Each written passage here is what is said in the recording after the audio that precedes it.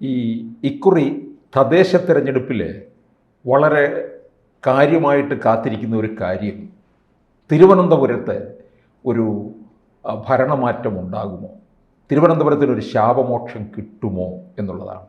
ഇത്രയും കാലം LDF ആയാലും UDF ആയാലും മാറി മാറി ഭരിച്ചിരുന്നിട്ട് പോലും ഈ തലസ്ഥാന നഗരത്തിന് വേണ്ടത്ര വികസനം ഉണ്ടായിട്ടില്ല എന്നാണ് തെളിഞ്ഞിട്ടുള്ളത്. അപ്പോൾ BJP ഇപ്പോൾ ഏറെ കണ്ണുവച്ചിരിക്കുന്ന ഒരു കോർപ്പറേഷൻ കൂടിയാണ് തിരുവനന്തപുരം.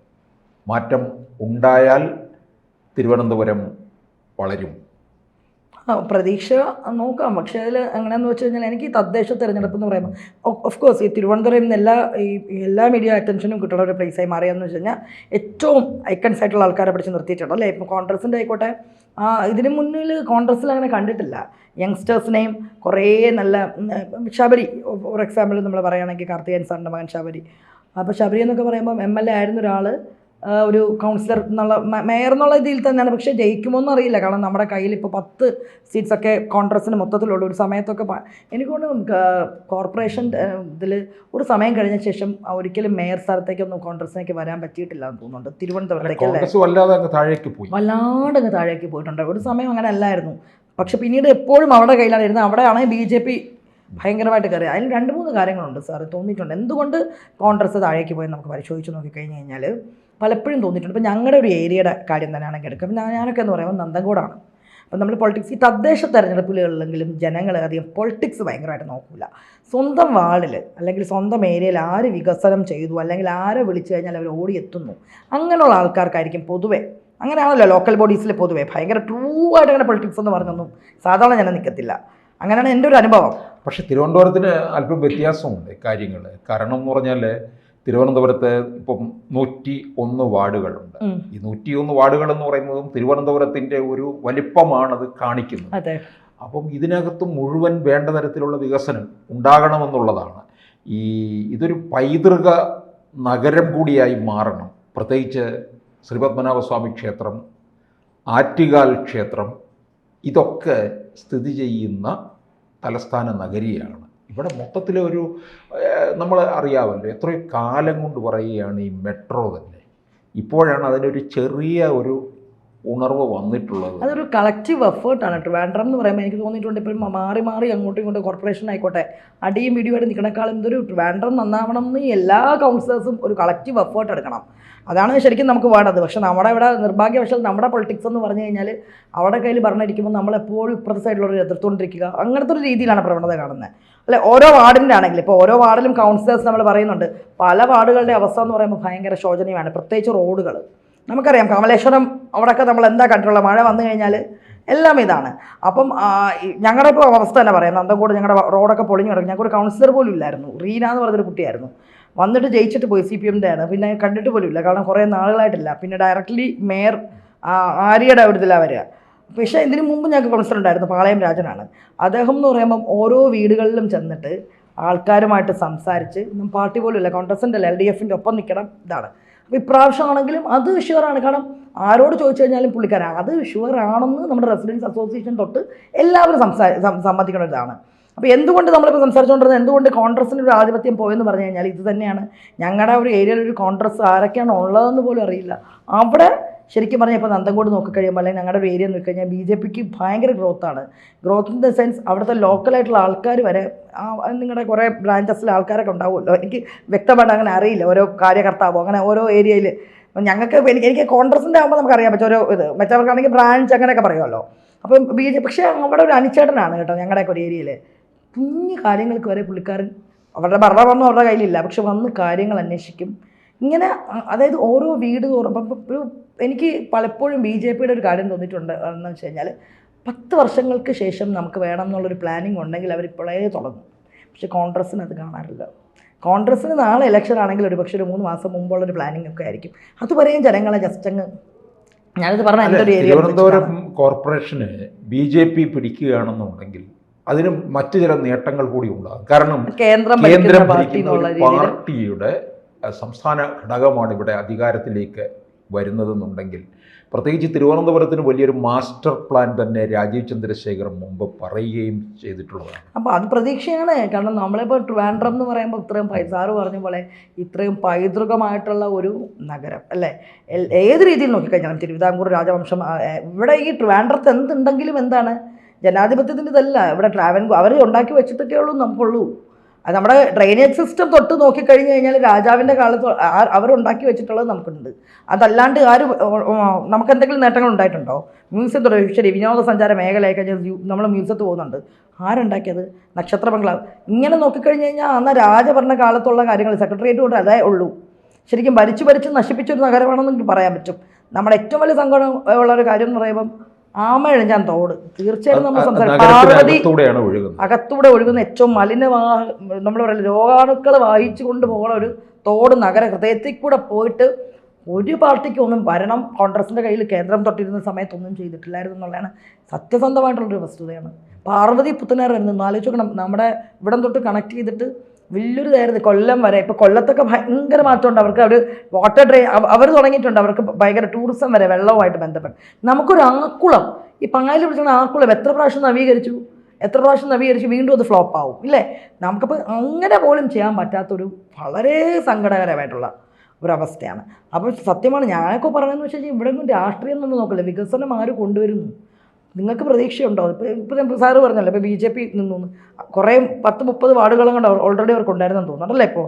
അപ്പോൾ അതാത് വാർഡുകളിൽ ജനങ്ങൾ നോക്കട്ടെ, ഇവർ വന്ന ശേഷം ഞങ്ങൾക്ക് മറ്റവരിൽ നിന്ന് മാറ്റങ്ങൾ ഉണ്ടായിരുന്നോ, നമ്മൾ വിളിക്കുമ്പോൾ ഇതുണ്ടോ എന്നുള്ള ജനങ്ങളെ അസസ് ചെയ്യട്ടെ. അല്ല, തിരുവനന്തപുരത്ത് BJP ഒരു വമ്പൻ പട്ടിക തന്നെയാണ് ഇറക്കിയിരിക്കുന്നത്. അതിനകത്ത് മോശമല്ല പഴയ IG പിന്നെ ശ്രീലേഖ IPS വരെ ആ പട്ടികയിലുണ്ടെന്നുള്ളതാണ്. ഒരുപക്ഷെ എനിക്ക് തോന്നുന്നു തിരുവനന്തപുരത്ത് BJP ആണ് വരുന്നതെന്നുണ്ടെങ്കിൽ ഈ ശ്രീലേഖ തന്നെ മേയർ സ്ഥാനാർത്ഥി ഒരു പക്ഷേ ആയിരിക്കും. കാരണം അത്രയും ഒരു പത്മിനി തോമസ് ഒക്കെ ഉണ്ടോന്നല്ലേ പാളയത്തൊക്കെ.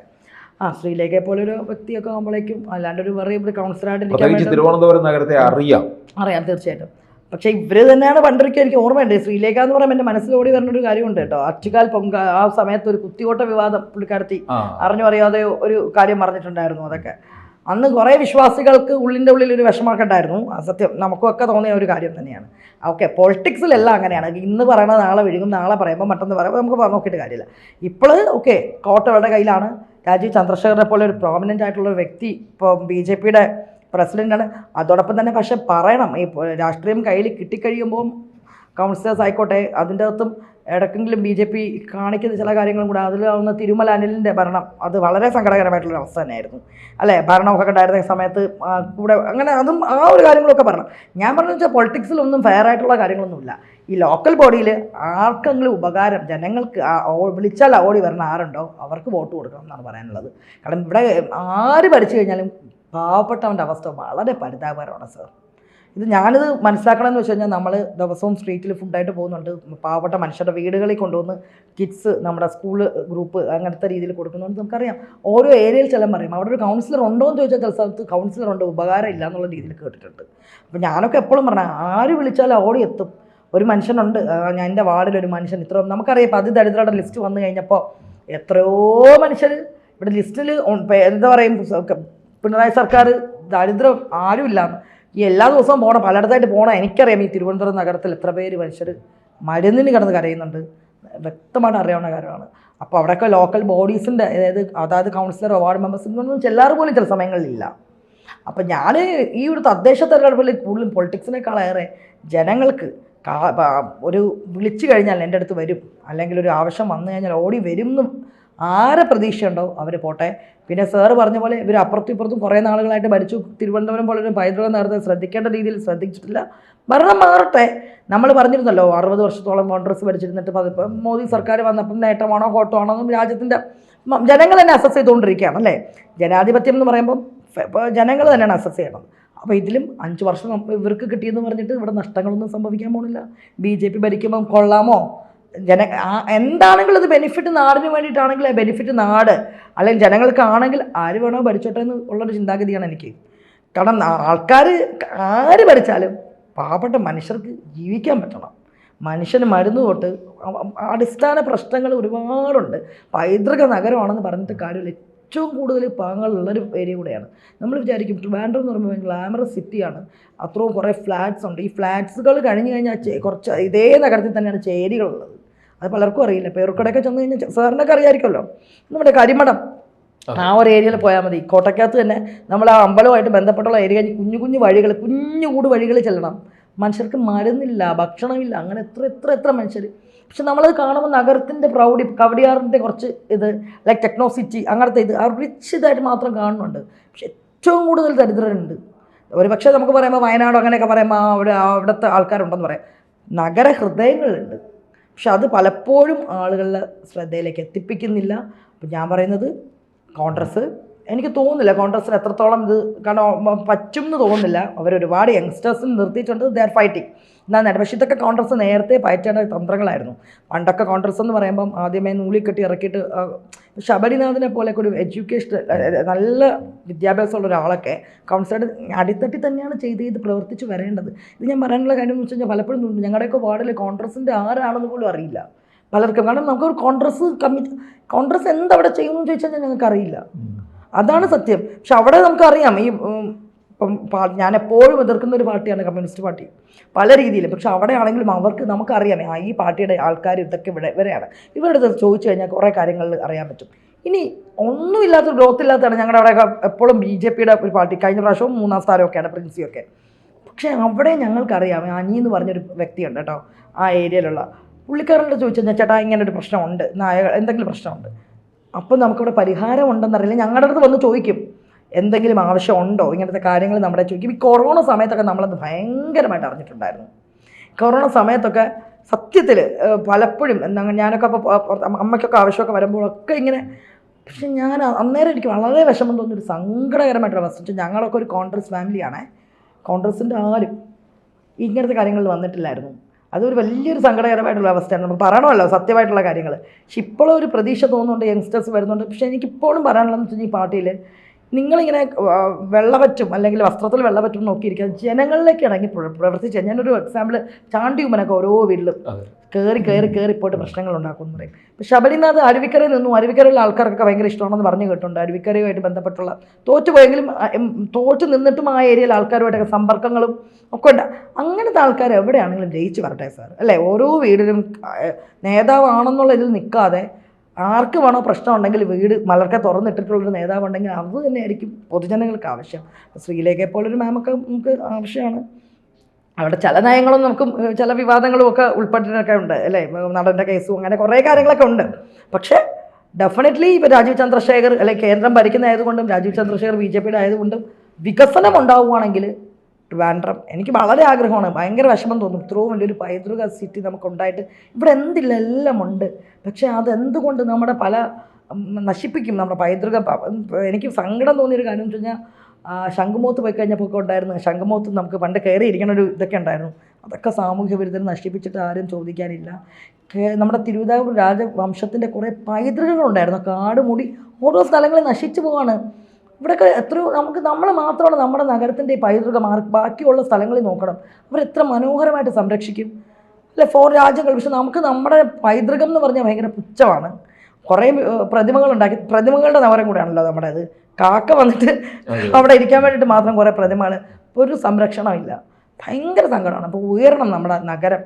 ഏറ്റവും പലപ്പോഴും പുറത്തൊക്കെ ഉള്ളവർ വന്ന് ചോദിക്കും കേട്ടോ, ഇത് നിങ്ങളുടെ തലസ്ഥാന നഗരമാണെന്ന് പറഞ്ഞു കഴിഞ്ഞാൽ ഒരു MG റോഡിൻ്റെ ഇത് കഴിഞ്ഞ് കഴിഞ്ഞാൽ ബാക്കിയൊക്കെ ഇതൊന്നും ഇവിടെ ഡെവലപ്മെൻറ്റ് കാണുന്നില്ലല്ലോ, കൊച്ചി പോലെ അല്ലല്ലോ എന്നൊക്കെ ചോദിക്കുമ്പോൾ വളരെ വിഷമം തോന്നുന്നുണ്ട്. എൻ്റെ പല ഫ്രണ്ട്സും ചോദിക്കും ട്രിവാൻഡ്രം എന്ന് പറയുമ്പോൾ ഇങ്ങനെയാണ്. പക്ഷെ നമുക്ക് ഇപ്പോൾ ആ ഒരു ഏരിയ നമുക്ക് കാണിച്ചു കൊടുക്കാൻ, അല്ലെങ്കിൽ അവിടെ ഇല്ലാത്തതായിട്ട് ഒന്നുമില്ലെന്ന് പറയും. പക്ഷേ വികസനം വരേണ്ടതായിട്ടുള്ള മെയിനായിട്ടുള്ള നമ്മുടെ ഒരു ഏരിയ ഉണ്ട് ട്രിവാൻഡ്രം. ഇന്നും റോഡുകൾ ഇപ്പോൾ ഇലക്ഷൻ ആയെന്ന് പറഞ്ഞപ്പോൾ ഞങ്ങളുടെ ഇവിടെ റോഡ് ടാറിങ് തുടങ്ങി. അത് ഫുള്ളി ഇതൊന്നും ഇട്ടിട്ടില്ല, ജസ്റ്റ് ടാറിങ് തുടങ്ങി. ഇത് ജനങ്ങളുടെ കണ്ണിൽ പൊടിയിട്ട് എത്ര നാൾ ആൾക്കാർക്ക് ഭരിക്കാൻ പറ്റും? അപ്പോൾ ഞാൻ പറയണത് ഇത്രയേ ഉള്ളൂ സാർ. തദ്ദേശ സ്വയം നമ്മുടെ തെരഞ്ഞെടുപ്പെന്ന് പറയുമ്പോൾ ജനങ്ങൾക്ക് ഇതിപ്പം ഏറ്റവും നമ്മൾ പറയില്ല താഴേക്കടയിലുള്ള ഒരു തെരഞ്ഞെടുപ്പാണ്. എല്ലാവർക്കും പാർട്ടിസിപ്പേറ്റ് ചെയ്യാൻ നമുക്കറിയാവുന്ന നേതാക്കന്മാരായിരിക്കും. അങ്ങനെയുള്ള ആൾക്കാരെ ആർക്കൊക്കെ അക്സസിബിൾ ആണെന്ന് തോന്നുന്നവരെ ജയിപ്പിച്ചു വിടുക, അത്രേ എനിക്ക് പറയാനുള്ളൂ. ഓക്കെ. കൂടുതൽ വാർത്തകളും വിശേഷങ്ങളും നിങ്ങളിലേക്ക് എത്താൻ ABC മലയാളം സബ്സ്ക്രൈബ് ചെയ്യുക, ബെൽ ബട്ടണും അമർത്തുക.